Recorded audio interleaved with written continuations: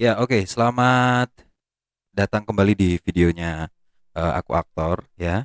Eh sebelum ini seharusnya ya, kalau ini langsung kita rilis, maka video sebelumnya adalah acting review yang ngebahas soal film The Life Ahead. Kalian bisa nonton dulu filmnya atau nonton dulu acting reviewnya baru nonton filmnya. Tapi silakan ditonton dulu videonya. Nah, oke. Di video kali ini adalah video konten baru sebenarnya maksudnya ya. Jadi kita mau bikin Q&A mingguan gitu. Jadi maksudnya kita akan menyediakan ruang bagi teman-teman untuk bertanya dan kita nggak akan jawab langsung di Instagram lewat story atau ditulis gitu karena mungkin akan terlalu panjang ya kalau ditulis dan story kayaknya nggak cukup. Itu kenapa kemudian kita terpikir untuk eh, membuat video khusus gitu. Jadi mengumpulkan pertanyaannya dulu, kemudian kita punya waktu beberapa hari juga aku aktor untuk mencari jawabannya gitu, biar juga nggak sembarangan ngejawabnya. Oke, nah Q&A mingguan ini sebenarnya juga tidak sangat berhasil ya, karena ternyata yang nanya juga nggak banyak.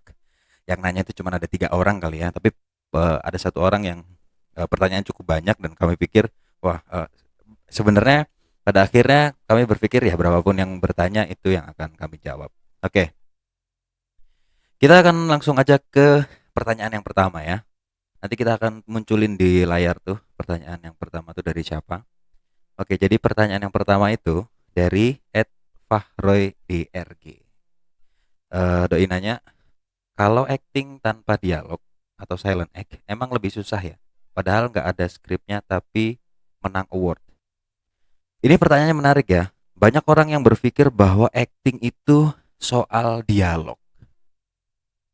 Bahwa acting kalau lu dapet dialog baru lu disebut acting. Kalau lu nggak dapet dialog, lu nggak bisa disebut acting. Padahal nggak gitu, bro.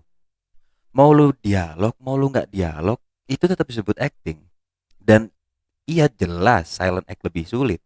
Kalau lagi dialog, intinya gini deh. Anggap bahwa dialog itu adalah salah satu cara menunjukkan perasaan si karakter. Oke. Nah, kalau misalnya satu alat untuk menunjukkan perasaan si karakter kita cabut, sulit nggak untuk menunjukkan perasaan karakternya? Pasti sulit banget kan? Karena kita harus mentransfer apa yang dirasakan oleh si karakter lewat matanya, lewat tubuhnya, lewat wajahnya. Dan silent act bukan hanya persoalan ekspresi aja. Silent act itu persoalan tubuhmu yang harus bisa bicara, tanganmu yang harus bisa bicara, kakimu, seluruh bagian tubuhmu harus bisa menyampaikan apa yang sedang dirasakan oleh si karakter. Gitu. Dan jelas lebih sulit, jelas lebih sulit. Karena seperti yang kamu bilang tadi, emosinya biasanya disampaikan dengan dialog, ada alatnya ada gitu ya. Tapi ketika alatnya diambil, kamu harus berpikir lagi bagaimana caranya menyampaikan emosinya. Jadi bukan nggak khawatir ya, nggak heran kalau kemudian banyak aktor yang justru ketika dia silent act atau banyak silent act dia menang karena memang itu kompleks dan itu sulit gitu. Bahkan kalau kalian ketemu kelas acting manapun lah, silent act tidak akan diajarkan di awal-awal pertemuan, dia baru masuk ke fase-fase advance atau intermediate silent act itu. Karena rumit sekali. Kalian bahkan tidak bisa merencanakan silent act. Karena kalau sudah direncanakan bisa jadi terlepas dari emosinya gitu. Jadi harus eh, kayak sponge effect gitu dalam dalam tubuh dalam perasaanmu, dalam pikiran mikirin apa, dan biarkan tubuhmu bergerak sesuai dengan perasaanmu itu. Jadi ya memang susah, lebih susah daripada acting biasa, lebih susah pasti. Kalau nggak percaya cobain aja sendiri ya. Lu diem aja, diem gitu, tapi lu lagi marah tapi lu diem. Dan lebih susah lagi kalau emosinya bertumpuk. Emosi satu aja susah, apalagi emosi bertumpuk gitu. Jadi oke, itu jawabannya ya, Bung Fahroy DRG. Lalu kita ke pertanyaan yang kedua. Oh, kita kasih tepuk tangan dulu dong, biar agak asoy ya. Maklum alat baru, norak dikit dah. Oke, terima kasih penonton ya. Oke, sekarang kita ke pertanyaan yang kedua dari si Fauzian SHR. Dia nanya, boleh nggak kita kirim link film yang ada kitanya untuk direview aktingnya oleh aku aktor. Kalau kirim film ke kita sih boleh aja ya, cuman kalau nanti kita tulis kayaknya belum dulu. Karena pertama kita banyak list daftar film yang belum kita acting review kan ya, jadi udah terdaftar tuh, udah apa, kita udah punya list banyak banget gitu. Yang list itu kadang-kadang berubah tergantung misalnya tiba-tiba ada mendekati Oscar, ada film-film yang ternyata diprediksi masuk Oscar. Nah, itu akan kita tulis acting reviewnya. Tapi kalau untuk menulis atau mereview acting kalian, eh mungkin belum dulu, tapi kalau mau mengirimkan silahkan. Kita mungkin nanti bisa ngobrol-ngobrol kali ya si Fauzian SHR. Tapi kami pikir daripada kami dulu, mungkin bisa ke seniormu dulu suruh nonton gitu. Tanyain dulu ya, budayakan nanya-nanya senior lah ya. Jangan sampai lupa itu budaya. Oke, itu Bung Fauzian SHR. Kemudian kayaknya Ogut sambil ngerokok asik juga ya. Oke, pertanyaan berikutnya dari, ini yang banyak nanya nih. Ini asik nih. Konten ini hampir kami tiadakan karena nggak ada yang nanya. Lalu tiba-tiba ada yang nanya, dan sekali nanya dia langsung banyak pertanyaannya. Ada 5 pertanyaan dari dia sekaligus. Kita akan jawab satu persatu ya. Pertanyaannya itu dari, sorry, sebentar. Pertanyaannya dari F. Stephen Archie. Pertanyaan yang pertama dia ya. Konsep acting menurut Stella Adler dan Meisner. Ini agak sulit ini ngejawabnya. Itu kenapa kita bilang Q&A mingguan ini kita sebut mingguan, karena emang harus nyari jawabannya, bro. Karena pertanyaan-pertanyaan kalian pertanyaan-pertanyaan bagus, dan nggak bisa asal ngejawabnya. Termasuk pertanyaan ini. Oke. Jadi kalau bicara soal konsep aktingnya Stella Adler atau Sanford Meisner, kalian harus menyelesaikan setidaknya bukunya Meisner dulu, eh, Meisner on Acting kalau nggak salah, sama bukunya Stella Adler, The Art of Acting. Kalau nggak salah buku itu. Nah, kami sudah membaca keduanya. Meskipun ya, lagi-lagi ya, untuk membaca satu buku keaktoran itu nggak kayak ngebaca novel, bro. Jadi sulit banget gitu. Ya, apalagi itu bukan bahasa ibu kita, bukan bahasa Indonesia. Jadi butuh waktu untuk, karena ada beberapa istilah yang pasti kita harus menyesuaikan. Nah, jadi konsep acting Stella Adler sejauh yang kami pahami sekarang ya, untuk Stella Adler dulu. Sejauh yang kami pahami, eh saya mau ngelinting dulu bentar ya. Jadi, kalau dari yang kami baca di buku The Art of Acting-nya Stella Adler, kurang lebih nih ya, ini dari yang kami tangkap ya. Ada satu kutipan dari Stella Adler yang menceritakan soal Stella Adler ini kan anaknya aktor ya, bapaknya itu aktor, aktor film terkenal. Adler, siapa Adler gitu namanya, kami agak lupa. Nah, dia waktu kecil sering sekali diminta bapaknya untuk melihat satu orang, lalu menirukan warna suaranya, menirukan cara dia berjalan. Nah, kami kemudian menyimpulkan sementara bahwa acting menurut Stella Adler itu, konsep acting menurut Stella Adler itu imitating, menirukan. Oke, tunggu dulu. Jangan menangkap hanya menirukannya aja, karena nggak sesederhana itu. Selanjutnya Stella Adler bilang bahwa not just imitating, nggak cuma menirukan, tapi imitating, menirukan esensinya. Jadi maksudnya gini, misalnya kalian ngelihat tukang becak gitu, terus kalian menangkap warna suara yang menarik nih. Nah, kalian nggak boleh hanya sekedar menirukan warna suaranya aja, tapi kalian harus tahu kenapa warna suaranya begitu. Apa yang membentuk warna suaranya. Yang artinya kemudian kalian harus tahu soal sejarahnya, soal fisiologisnya, soal mungkin suaranya terbentuk karena kondisi sosial tertentu, atau ternyata mungkin dia eh dapat pernah dapat trauma dan lain sebagainya gitu. Jadi ada banyak sekali alasan yang membentuk imitating itu. Nah, kalau di Stella, you have to imitate. Bukan you have to ya, tapi salah satunya adalah imitating. Salah satu metodenya adalah imitating, menirukan esensinya. Jadi tidak hanya menirukan bentuk, tapi menirukan esensinya. Sehingga kita bisa, kami pikir ya, kita bisa menggerakkan karakter dengan peristiwa apapun, misalnya kalian jadi tukang beca, kemudian kalian harus menirukan tukang beca itu kan. Kalau kalian hanya menirukan bentuknya aja, ketika tukang becak itu dihadapkan pada peristiwa-peristiwa yang kayak nggak mungkin dialami tukang becak, misalnya dapat uang 1 M, atau misalnya eh, diculik alien, tukang becaknya diculik alien gitu misalnya. Kalian akan kebingungan bagaimana caranya merespon diculik alien, seorang tukang becak merespon diculik alien. Kalau kalian udah kebingungan, kalian pasti akan jadi diri kalian sendiri. Pasti itu, pasti. Karena kalian nggak memahami esensinya. Dan jangan hanya menirukan bentuk. Kalau bentuk itu terbatas, ingat bentuknya harus hidup gitu. Jadi imitating the essence. Jadi menirukan bentuk plus mengetahui esensi dari bentuk itu. Itu Stella Adler. Dan perlu dipahami banget. Stella Adler tidak pernah mengatakan bahwa acting itu jadi diri sendiri. Enggak pernah. Jadi kalau ada yang bilang acting itu jadi diri sendiri, atau Stella Adler bilang, atau pakai Stella Adler dan bilang acting itu jadi diri sendiri, itu kami bisa bilang salah. Kenapa? Karena Stella Adler di bukunya itu menyebutkan, tunggu ya, kita cek dulu ya.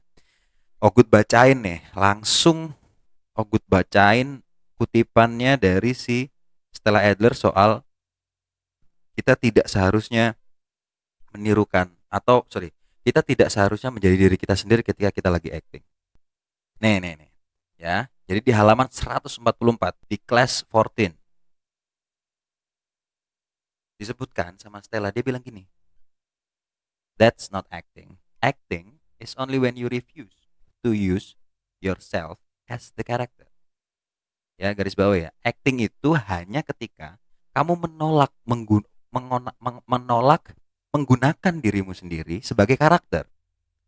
In the entire history of acting, nobody played himself.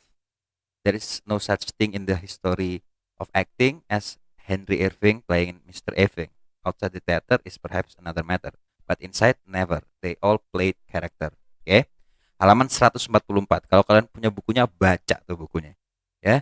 Jadi di Stella Adler tidak tidak menjadi diri sendiri. Kalau jadi diri sendiri atau menggunakan dirimu sendiri, menggunakan bahasa tubuhmu, menggunakan warna suaramu, menggunakan caramu menangis dan lain sebagainya, maka that's not acting. When you use yourself as the character, then that's not acting. Itu bukan acting gitu. Oke ya, itu konsepnya Stella Adler. Prinsip-prinsip dasar yang setidaknya harus dipahami. Kemudian Sanford Meisner. Sanford Meisner itu kalau sejauh yang kami baca sampai saat ini ya, kami belum sangat paham dengan Sanford Meisner. Kita mungkin nanti akan mengundang salah satu teman yang paham soal Sanford Meisner. Mungkin Joe Goldblum mungkin kita akan undang sebagai pengajar Sanford Meisner. Who knows? Oke. Kalau Sanford Meisner sendiri, dia punya satu kutipan di mana acting is living truthfully under imaginary circumstances. Jadi, maksudnya ketika kalian acting, kalian itu sebenarnya sedang hidup dalam dunia imajiner. Oke. Nah, kalian harus bisa hidup dengan jujur dalam dunia imajiner itu. Itu yang sulit. Kenapa? Dunia imajiner dalam realitas kita sebagai aktor itu dunia palsu, dunia yang tiada, dunia yang kita buat-buat, itu dunia imajiner karakter. Itu kenapa kami bilang acting itu sebenarnya berbohong. Kenapa? Karena tidak ada dalam realitas kita. Kalau kamu jadi tukang beca, apakah kamu benar-benar jadi tukang beca? Atau ketika kamu jadi pembunuh, apakah kamu benar-benar membunuh? Tidak.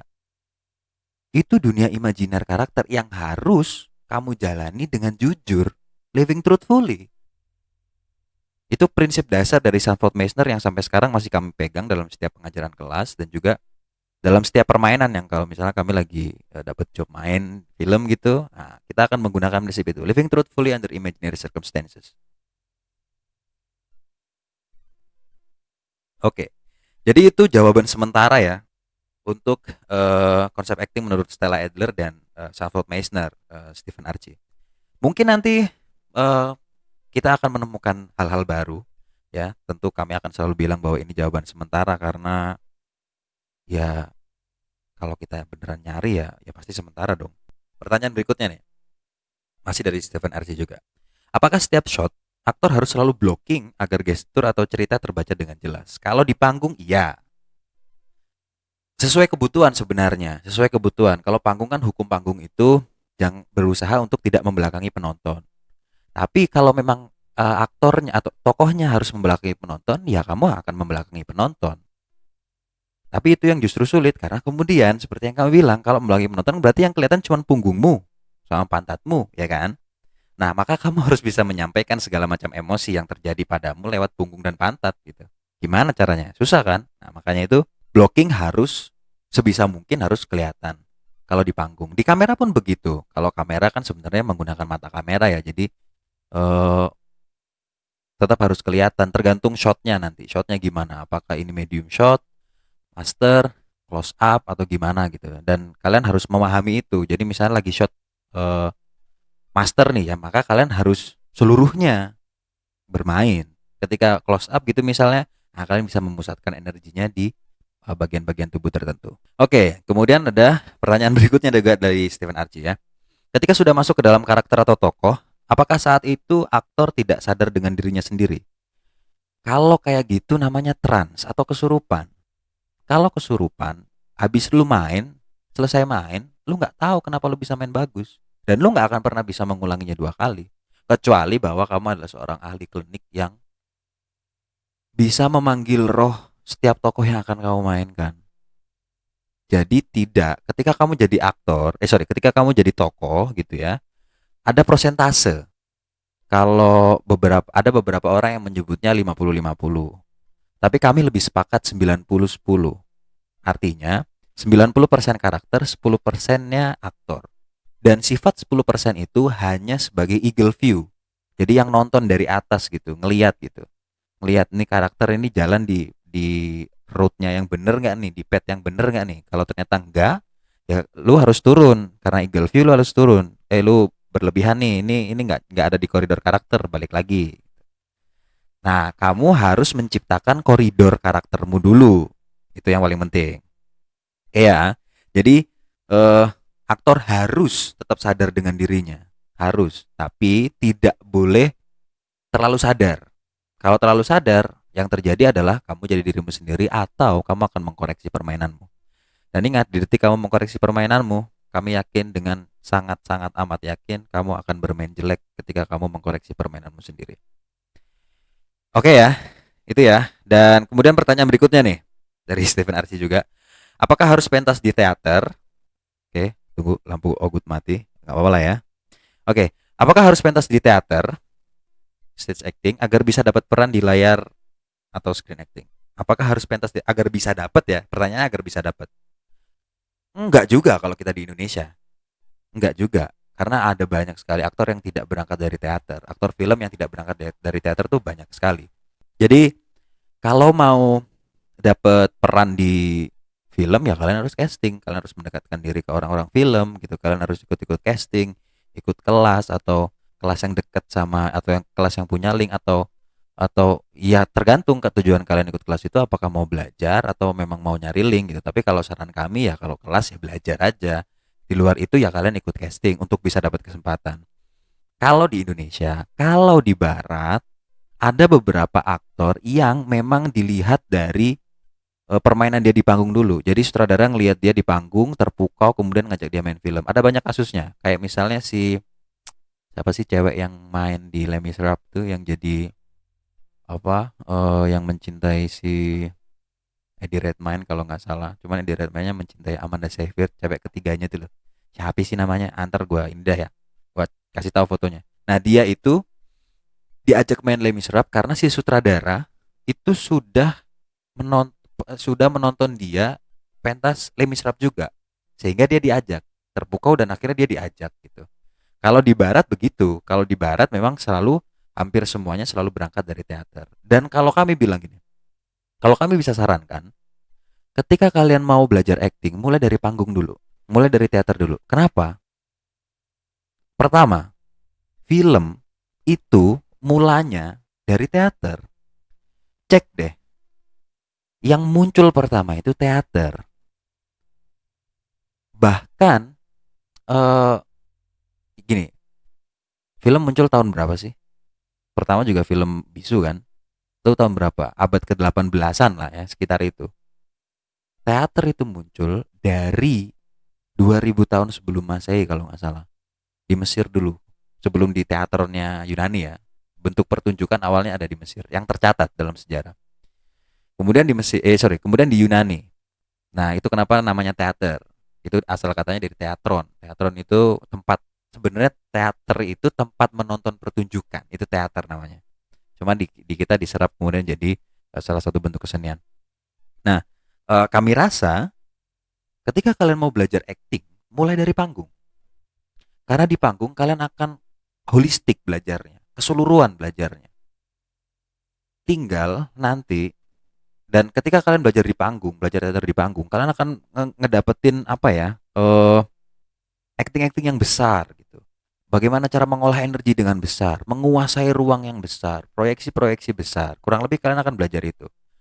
Nah, kalau kalian udah belajar yang porsinya gede, oke, dan kalian punya pengetahuan yang gede, maka ketika di film, kalian hanya harus mengurangi pengetahuannya saja. Misalnya proyeksi, harus dikurangi proyeksinya. Misalnya eh suara, maka harus dipelankan suaranya, nggak pakai suara panggung. Tapi kalian sudah terlatih besar, jadi kalian bisa mengontrol. Beda dengan kalau kalian terbiasa kecil. Kalau udah terbiasa kecil, kalian nggak akan bisa ngebesarin, akan lebih sulit. Gampangnya gini deh, lu lebih gampang ngecilin kan daripada ngegedein. Kalau ngecilin, lu tinggal motong, selesai, kecil. Kalau ngegedein, lu nunggu lama untuk ngegedein. Oke? Jadi saran kami ya, kalau mau belajar acting ya, bukan mendapatkan acting di film, tapi kalau mau belajar acting, mulai dari panggung dulu.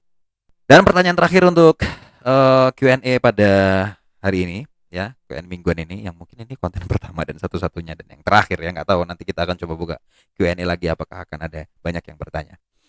Oke, pertanyaan yang terakhir masih dari orang yang sama ya, dia nanya soal proses pencarian fisiologi dan psikologi dengan izin nginep di tempatnya itu gimana prosedurnya? Prosedurnya ya. Kurang lebih gitu pertanyaannya. Nah, ini kita agak bingung nih. Ini maksudnya izin ke produksiannya atau ketika kita udah berhasil nginep dan gimana cara nyarinya? Kita akan coba jawab dua-duanya ya.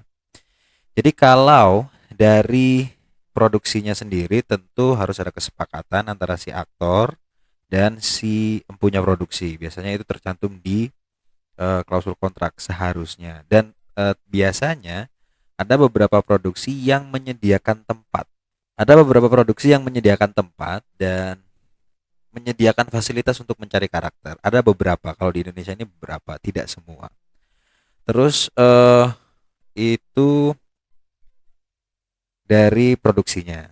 Dan biasanya juga tergantung aktornya ya, minta atau enggak ya. Karena ada beberapa aktor yang mungkin juga merasa bahwa observasi dan nginep di tempat tokohnya juga terlalu ekstrim mungkin, jadi mereka enggak melakukan itu.